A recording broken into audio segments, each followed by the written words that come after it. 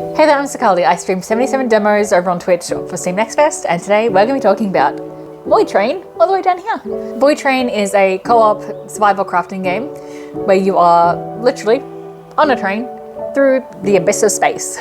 You spend a lot of your time attached to the train as it's going around on these tracks, and then every now and then you complete certain objectives or you complete scenarios in order for it to progress to like a different environment following that. While you're on those tracks, you can kind of explore out close by the ship in order to grab objects, resources in order to make more upgrades to your train.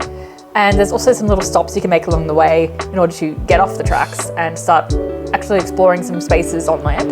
The best thing I can compare it to is more like a Sea of Thieves, except without the aggro players. It's like you're still confined to the immediate vicinities of your vessel while you're traveling, but you do have moments where you can get out on land and actually like do more interesting objectives along the way. And then of course adding in like the kind of more crafting elements that Sea of Thieves doesn't have. My first solo round through, I got stuck.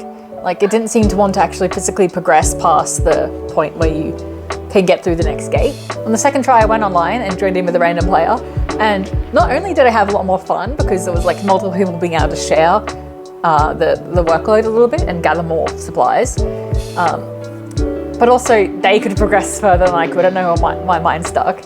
So I worship him as like the master of the trains. Ultimately, this game does suffer a little bit from the fact that there are so many open world kind of survival crafting games. But I think it's fun where if you like Sea of Thieves, you hate the aggro players and you want some more crafting, this is a great one to pick. Actually, similarly, I didn't play Raft, but my partner did, so it could be quite comparable to that as well. I'm gonna give this one 3.5 stars.